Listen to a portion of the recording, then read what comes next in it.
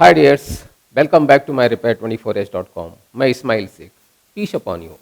मैं अपना पहले भी अपना एक इंट्रोडक्शन दे चुका हूं आपसे कि मैं कई सारी ब्रांडेड इलेक्ट्रॉनिक्स कंपनियों के लिए हमने काम किया है। तो डियर्स, मैं इसी अपने 26-28 सालों के एक्सपीरियंस का रेस्पॉन्स देते हुए मैं आज आपको एक्सप्लेन करूंगा कि इस फ्रिज का कंप्रेसर ख़राब क्यों होता है। ये जो कंप्रेसर है, ये कंप्रेसर फ्रिज का हार्ट कहा जाता है।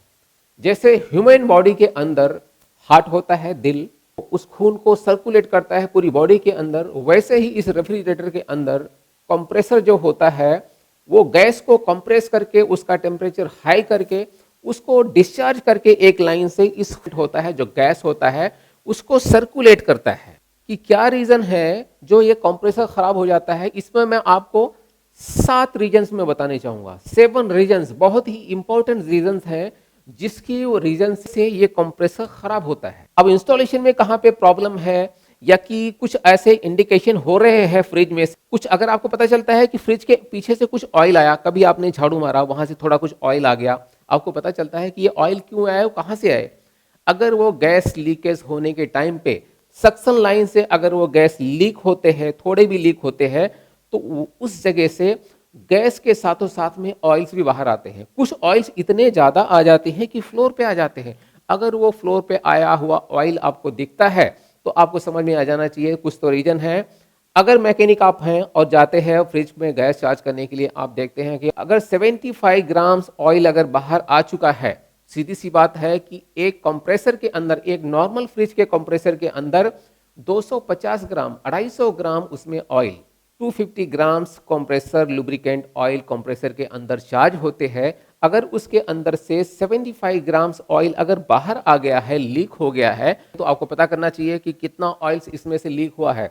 अगर ज़्यादा ऑयल लीक हो गए हैं तो सबसे पहले लीक हुआ ऑयल कंप्रेसर के अंदर पूरा करिए, फिर गैस को रिचार्ज करिए, फिर गैस को वापस फिलअप करिए। नहीं तो इसके अंदर लुब्रिकेंट अगर कम हो चुका रहेगा तो ये कंप्रेसर ज़्यादा दिन नहीं चलेगा और फ्यूचर में बहुत ही जल्दी फॉल्टी हो जाने वाला है। तो दूसरा रीज़न है, ये कंप्रेसर गैस को कंप्रेस करता है। इस गैस का टेम्परेचर हाई करके कंप्रेस करके उसको कंडेंसर पार्ट के अंदर देख सकते हैं। इसके साइड में कंडेंसर का कुछ पार्ट यहाँ पर भी है।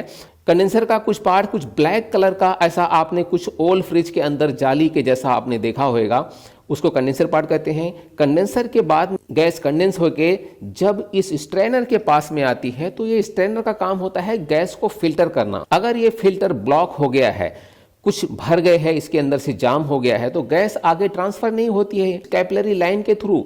यहां तक कि ये कैपिलरी लाइन भी अगर हाफ ब्लॉक है, फुल्ली ब्लॉक नहीं रहता है, कंप्रेसर ओवर एम्पियर में चलने लगता है, नॉर्मल एम्पियर से ज़्यादा एम्पियर लेने लगता है। कभी भी आपको अगर ऐसा चेक करना हो कि कंप्रेसर क्या अब नॉर्मल एम्पियर पे चल रहा है, तो सबसे पहले इसके फ्रिज के पीछे साइड, टॉप साइड में एक स्टिकर्स होता है, उस पर डिटेल्स लिखे होते हैं कि ये कंप्रेसर नॉर्मली कितना एम्पियर लेता है और कितने एम्पियर पे ऑपरेट होता है। तो आप उसको देखते हुए जब आप एम्पियर मीटर इसको लगाते हैं तो आपको पता होना चाहिए कि ये अब नॉर्मल चल रहा है, तो यहाँ तक कि इसका स्ट्रेनर को जरूर से जरूर रिप्लेस कर देना चाहिए उस टाइम पे। ऐसे में पंपिंग फेल होने की प्रॉब्लम ज़्यादा आती है। और पिछले कंप्रेसर में अगर पंपिंग फेल की प्रॉब्लम रही होगी तो आपको इसका स्ट्रेनर और कैपिलरी दोनों लाइन को रिप्लेस कर देना बहुत ज़रूरी है। नहीं तो कुछ ही दिनों के बाद में वापस कंप्रेसर में पंपिंग फेल की प्रॉब्लम आने वाली है। उस कंप्रेसर में अगर पंपिंग फेल की प्रॉब्लम नहीं थी, ग्राउंड हो जाने की प्रॉब्लम थी। ग्राउंड फॉल्ट होता है ना कि कंप्रेसर के टर्मिनल से, जहां पे इलेक्ट्रिक पावर सप्लाई होती है, उस टर्मिनल से अगर बॉडी की कनेक्टिविटी हो जाती है, बॉडी में शॉक आने लगता है, कंप्रेसर में शॉक आएगा, फिर इसकी पूरी सिस्टम में शॉक आएगा, बॉडी में शॉक आने लगता है, करंट आने लगता है। तो ऐसी अगर फॉल्ट पिछले कंप्रेसर में था तो आपको ध्यान देना चाहिए, इसलिए कि वो पतली लाइन जो कैपिलरी है अगर वो ब्लॉक रहती है, फुल्ली ब्लॉक नहीं रहेगी, अगर हाफ ब्लॉक रहती है तो फ्रिज चलेगा। आज आप कंप्रेसर करके जा रहे हैं, ठीक दूसरे दिन क्लाइंट्स के फ़ोन आते हैं, कहते हैं ना भैया आप तो काम करके गए लेकिन हमारे फ्रिज में प्रॉपर कूलिंग नहीं हो रही है। यहाँ तक कि जो आइस ट्रे है, आइस ट्रे में हमने पानी भर के रखा हुआ है 20 घंटों से, लेकिन वो फ्रोजन नहीं हो रहा है। जब मैं उसमें उंगली डालती हूँ तो उंगली घुस जाती है, अंदर पानी रहता है, ठंडा पानी रहता है, वो ऊपर से हल्का हल्का आइस हो रहा है, बस प्रॉपर कूलिंग नहीं हो रही है, प्रॉपर फ्रीजिंग नहीं हो रही है, इसलिए कि कैपिलरी जो लाइन होती है वो हाफ ब्लॉक होती है। आपको लगेगा कि फ्रीजर के ऊपर स्नो हो रही है, लेकिन इफेक्टिव कूलिंग नहीं हो रही है। एक रीजन और भी बताऊंगा कंप्रेसर खराब होने का, कि कंप्रेसर के पास में कंप्रेसर को रनिंग कैपेसिटर जो दिया जाता है, अगर ये MFT 5 से 6 है और अगर आपने कुछ ज्यादा MFT के कैपेसिटर्स वहां पे यूज कर दिए हैं, उसको स्टार्टिंग वाइंडिंग को पावर ज्यादा मिलने से कंप्रेसर गर्म होता है और इसमें फॉल्ट होने का एक रीजन बन जाता है।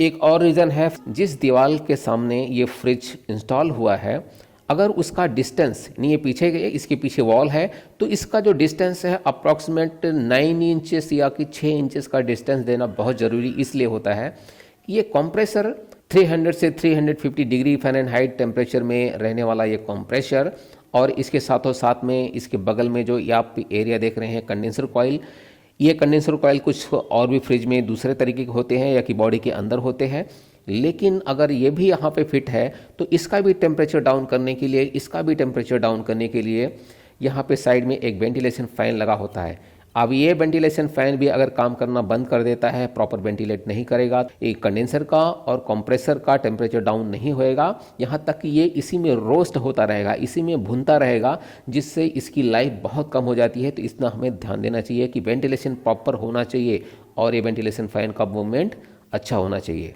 एक और रीज़न को सुन लीजिएगा, कंप्रेसर को ख़राब होने का जो रीज़न है, जब भी आप कभी गैस चार्ज करते हैं फ्रिज के अंदर, अगर इसके अंदर 600A गैस चार्ज हुआ है तो आप 600A गैस को ही इसके अंदर चार्ज करेंगे।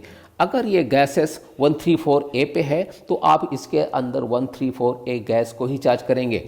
जिस नंबर की गैसेस कंप्रेसर के अंदर चार्ज होने के लिए मेंशन किया हुआ है, आपकी गैस की मैचिंग उसी की होनी चाहिए, अदरवाइज दूसरे अगर गैसेस को आप चार्ज करेंगे तो ये कंप्रेसर की लाइफ ज़्यादा दिनों तक नहीं रहती है। इसलिए आपको कंप्रेसर की एक लंबी लाइफ का बेनिफिट उठाने के लिए सेम मैचिंग की गैसेस को चार्ज करना चाहिए।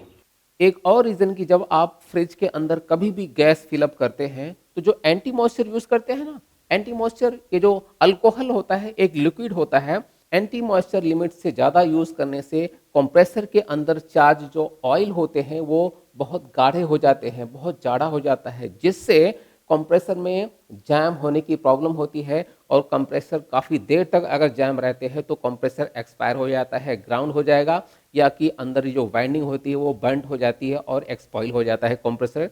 सिस्टम के अंदर एंटी मॉइस्चर का यूज़ बहुत कम करिए। फ्रिज का कंप्रेसर खराब होने का एक और रीज़न जो कस्टमर को केयर करना है, चाहे वो फ्रिज सिंगल डोर का हो या डबल डोर का हो, ट्रिपल डोर का हो, कोई भी फ्रिज होएगा, जब भी आप डोर क्लोज करते हैं तो इसका जो डोर सील गैस्केट होता है वो प्रॉपर क्लोज होना चाहिए, लीक नहीं होना चाहिए। अगर इसमें गैप्स आ जाते हैं, दरवाजे और बॉडी के बीच में से अगर कुछ गैप्स आ जाते हैं, कंप्रेसर कंटिन्यू रन करेगा और जितना आपने एडजस्ट किया है उतना कूल ही नहीं होगा, तो कंटिन्यू रन करते जाएगा और कंप्रेसर जल्दी बूढ़ा होएगा और एक्सपायर हो जाएगा। और बहुत कुछ बाकी है, वो भी होने वाला है।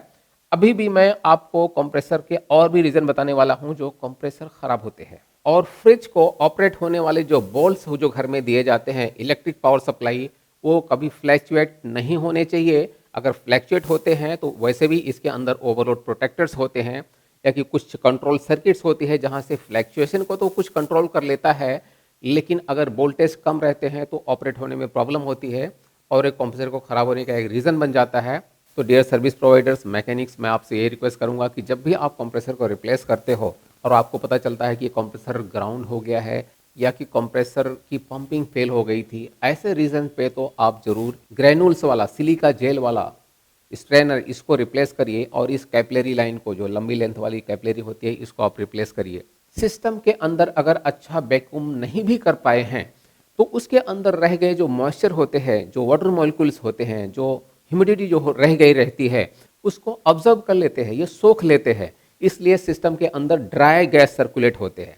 तो इसको रिप्लेस कर देने से बहुत अच्छा रिस्पांस मिलता है। और डियर्स, एक चीज़ और आपसे डिस्कस करना था कि ये जो हमारे नंबर्स हैं, ये नंबर्स पे अगर आप फॉल्ट को डिस्कस करने के लिए डायल करेंगे तो शायद हमारे सर्विस एग्जीक्यूटिव कोई भी फ़ोन उठाएगा, लेकिन वो फॉल्ट डिस्कस करने में इंटरेस्ट नहीं लेगा, इसलिए कि ये हम लोग फॉल्ट को डिस्कस नहीं करते हैं। ये नंबर सिर्फ क्लाइंट्स के लिए हैं जिनको अपना AC, fridge, washing machine, microwave, water purifier, TV, audio repair करवाना है और कहाँ कहाँ पे हमारी सर्विसेज अवेलेबल हैं आप उसको हमारी वीडियो के डिस्क्रिप्शन में देख लीजिएगा। जिस सिटीज़ में हमारी सर्विसेज हैं, आप इस नंबर पे कंप्लेन को लॉन्च करके रिपेयर करवा सकते हैं। और डियर्स, ये जो हमारा रिपेयर 24H यूट्यूब चैनल है, ये भ्रष्टाचार के खिलाफ यानी करप्शन के अगेंस्ट हमारा एक स्टेप्स है। हम उनको इस तरह से गाइड करते हैं कि उनके अप्लायंसेस में, जो घर में जो यूज़ हो रहे हैं अप्लायंसेस, उनमें कुछ प्रॉब्लम ना आए। और जो आज के युवा हैं, जो अनएम्प्लॉयमेंट्स हैं, वो एक अच्छी स्किल हासिल करके एक अच्छी पोस्ट पे कैसे काम कर सकें, हम उसके लिए एक मोटिवेशन, एक गाइडेंस, एक गुड गाइडेंस हम उनको प्रोवाइड करते हैं कि वो सक्सेस कैसे हो सकेंगे। तो डियर्स, क्या ये हमारी वीडियोस कुछ काम की थी? तो हमारे कमेंट्स बॉक्स में कुछ लिखिएगा। वीडियो अच्छी लगी होगी तो हमारे लाइक्स के कर्जदार हैं, प्लीज़ एक लाइक्स अभी दे दीजिएगा और हमारे चैनल को सब्सक्राइब कर लीजिएगा। अगर सब्सक्राइब ना किया होएगा तो इससे बहुत सारे बेनिफिट्स मिलने वाले हैं। आपके घरों के इलेक्ट्रॉनिक्स होम अप्लायंसेस में प्रॉब्लम नहीं आएगी। तब तक के लिए हम आपको एक गुड गाइडेंस वीडियो के साथ में नेक्स्ट वीडियो में मिलने वाला हूँ। तब तक के लिए bye bye. Thanks a lot. Thanks for watching my videos.